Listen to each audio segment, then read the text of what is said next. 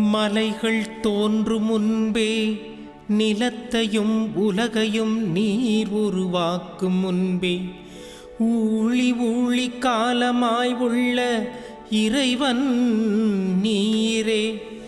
மனிதரை புழுதிக்கு திரும்பிடச் செய்கின்றீர். மானிடரே மீண்டும் புழுதியாகுங்கள் என்கின்றீர். ஏனெனில் 1000 ஆண்டுகள் பார்வையில் கடந்து போன நேற்றைய நாள் போலவும் இரவின் ஒரு சாமம் போலவும் உள்ளன. என் தலைவரே தலைமுறை தோறும் நீரே எங்கள் புகலிடம். என் தலைவரே தலைமுறை தோறும் நீரே எங்கள் புகலிடம். இயேசுவில் எனக்கு மிகவும் பிரியமான மாதா தொலைக்காட்சி அன்பு நேயர்களே, இந்த தினம் ஒரு திருப்பாடல் என்கிற நிகழ்வு வாயிலாக உங்களை மீண்டும் சந்திப்பதிலும், இந்த நாளில் ஆண்டவரே தலைவரே தலைமுறை தோறும் நீரே எங்கள் புகலிடம் என்கிற ஆழமான ஒரு விசுவாச அறிக்கையான இந்த பல்லவியை வைத்து திருப்பாடல் 90 தியானிக்க திரு அவை நம்மை அன்போடு அழைக்கிறது. உங்களோடு இணைந்து தியானிப்பதிலும் மிகுந்த மகிழ்ச்சி அடைகிறேன். அன்புக்குரியவர்களே, மனிதனுடைய நிலையாமை என்கிற தலைப்பிலே தான் இந்த திருப்பாடல் 90 முழுவதுமாக கொடுக்கப்பட்டிருக்கின்றன. இந்த திருப்பாடலில் 17 வசனங்கள் உள்ளன. இந்த 17 வார்த்தைகளும் 3 பிரிவுகளாக பிரிக்கப்பட்டிருப்பதை பார்க்கிறோம். 1 முதல் 6 வரை உள்ள பிரிவுகள் மனிதருடைய நிலையாமை, கடவுளுடைய எப்பொழுதும் நிலைத்திருக்கிற தன்மை என்கிற இந்த காரியங்களை குறித்து வெளிப்படுத்துகிறது. இதோ ஊழி ஊழி காலமாக இருந்தும் கூட கடவுள் எப்பொழுதும் இருக்கிறார். ஆனால் நாம் அப்படி அல்ல. மலைகளெல்லாம் உருவாகுவதற்கு முன்பாக கடவுள் இருக்கிறார். எல்லாவற்றையும் படைத்தவர் அவரே, எல்லாவற்றிற்கும் முன்பாக இருந்தவர் அவரே என்கிற கடவுளுடைய நிலையான தன்மையையும் மனிதனுடைய நிலையாமையையும் இந்த 1 முதல் 6 வரை உள்ள வசனங்கள் வெளிப்படுத்துகின்றன.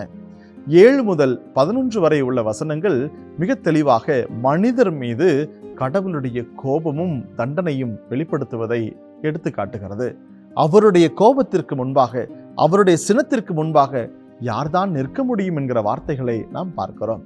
தொடர்ந்து வருகிற 12 17 வரை உள்ள வார்த்தைகள், ஆண்டவரே எங்களுக்கு நம்பிக்கை தாரும், எங்களுடைய வாழ்வில் மகிழ்ச்சி தாரும் என்கிற ஒரு தலைப்பிலே கொடுக்கப்பட்டிருப்பதை பார்க்கிறோம்.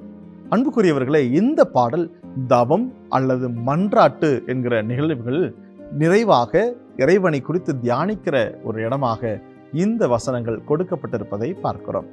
இன்னும் அதிகமாக நாம் சிந்திக்கிற பொழுது, இதோ திருக்கோவில்களில் கடவுளை பற்றிய இன்னும் ஆழமான நம்பிக்கையை உணர்ந்து கொள்ள வேண்டிய இடங்களில் இந்த திருப்பாடல்கள் வாசிக்கப்பட்டு செபிக்கப்பட்டிருக்கிறதை நாம் உணர்ந்து கொள்ள முடிகிறது.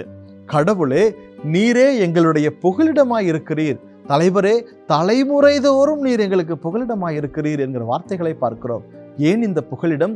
அதாவது இஸ்ரேல் மக்கள் நாடல்லாது வீடல்லாது அவர்கள் அலைந்து தெரிந்த பொழுது, எங்கே தஞ்சம் புகுவோம் என்று இருந்த பொழுது கடவுளே அவர்களுக்கு அடைக்கலமாய் இருக்கிறார், அரணாய் இருக்கிறார், அடைக்கல பாறையாய் இருக்கிறார் என்பதை மிக தெளிவாக வெளிப்படுத்துவதாக இந்த திருப்பாடல் அமைந்திருக்கிறது. அன்புக்குரியவர்களே, இந்த திருப்பாடலை இன்னும் ஆழமாய் சிந்திக்கிற பொழுது 1000 ஆண்டுகள் கடந்து போன நேற்றைய நாள் போல் உமது கண்களுக்கு இருக்கிறது என்று பார்க்கிறோம். கடவுள் நிலையானவராகவும் நாம் நிலையற்றவர்களாகவும் இருக்கிறோம். அப்படின்னா மனிதர்களுடைய பாவம், சாவு, தண்டனை, அவர்களுடைய நிலையற்ற தன்மையை மீண்டும் மீண்டுமாய் சுட்டி காட்டுவதன் மூலமாய் நாம் நம்மை யார் என்று தெரிந்து கொள்ள சுய பரிசோதனை செய்து கொள்ளுகிறவர்களாக இந்த திருப்பாடல் நமக்கு உதவி செய்வதை பார்க்கிறோம். இப்படியான சூழ்நிலையில் நாம் என்ன செய்ய வேண்டும்? இந்த திருப்பாடல் யார் எழுதியது என்ற ஒரு பின்னணியை பார்க்கிற பொழுது, ஒருவேளை இது மோயிசன் எழுதியது என்று இந்த தலைப்பிலே கொடுக்கப்பட்டிருப்பதை பார்க்கிறோம். அப்படி என்றால் இந்த திருப்பாடல் மோயிசன் எழுதியதா என்ற ஒரு விசாரணையில் பார்க்கிற பொழுது மிக ஆழமான கண்டுபிடித்த ஒரு காரியம் என்ன என்றால், இதனுடைய கருத்துக்கள் எல்லாம் பாபிலோனிய தலைக்கு பிறகு எழுதப்பட்டதாக இருக்கிறதை கண்டுபிடிக்கிறார்கள். விவிலிய அறிஞர்கள். ஆக அவர்கள் பாபிலோனிய தலைக்கு பிறகு எழுதி அதை மோயிசன் மீது ஏற்றி கூறப்பட்டதாக விவிலிய அறிஞர்கள் கருதுகிறார்கள். ஆனால் மோயிசன் கடவுள் மீது கொண்டிருந்த நம்பிக்கையும் கடவுளுடைய நிலையான தன்மையும் நம்முடைய நிலையற்ற கருத்துக்களை நாம் இன்னும் அதிகமாய் புரிந்து கொள்ள வேண்டும் என்று மோயிசனுடைய கருத்துக்களை வெளிப்படுத்துவதாகவும் இந்த திருப்பாடல் இருப்பதை நாம் சிந்திக்கிறோம். அன்புக்குரியவர்களே, இந்த திருப்பாடலை சிந்திக்கிற பொழுது நாம் என்ன செய்ய வேண்டும்? நாம் நிலையானவர்களா என்று சிந்திக்க அழைக்கப்படுகிறோம். கடவுளுடைய கோபமும் தண்டனையும் நம் மீது எப்பொழுது வேண்டுமானாலும் வரும் என்பதை நாம் உணர்ந்து கொள்ள வேண்டும். கடவுள் ஒருவரே நமக்கு நிறைந்த மகிழ்ச்சியை தர முடியும், அவரே நம்மை காக்க முடியும், அவரே நமது புகலிடமாய் இருக்கிறார் என்பதை நாம் உணர்ந்து கொள்ள வேண்டும் என்பதை இந்த திருப்பாடல் 90 நமக்கு மீண்டும் மீண்டுமாய் சுட்டி காட்டுகிறது. இப்படி சுட்டி காட்டுவதன் மூலமாய் நாம் அன்றாட வாழ்வில் செய்கிற குற்றங்கள், தவறுகள், பொறாமைகள், கோபங்கள், இதனால் பிறரை பழி வாங்குகிற எண்ணங்கள் என அனைத்திலிருந்தும் வெளிவர இந்த திருப்பாடல் நமக்கு உதவி செய்கிறது. ஏனென்று சொன்னால், நாம் வாழப்போகிற கொஞ்ச காலம் கடவுள் புகலிடமாயிருந்து நம்மை காக்கிறார். நாம் ஏன் தலைக்கணம் கொண்டு அகங்காரம் கொண்டு நாம் வாழ வேண்டும், ஆணவம் கொண்டு வாழ வேண்டும், பிறரை பொறாமையால் அழிக்க வேண்டும் என்கிற ஆழமான கருத்துக்களை இந்த மனதிற்குள்ளாய் விதைக்கிற ஒரு திருப்பாடலாக இந்த திருப்பாடல் இருப்பதை காண்கிறோம். எல்லாவற்றையும் ஒதுக்கி கடவுளை புகலிடமாய் கொண்டு, தலைவரே நீரே எங்கள் புகலிடம் என்று சொல்லி அவரிடத்துல தஞ்சம் புகுந்து ஜெபிப்போமா? ஆற்றலின் நாயகனே இறைவா, நீரே எங்களுடைய புகலிடமாய் இருக்கிறீர்.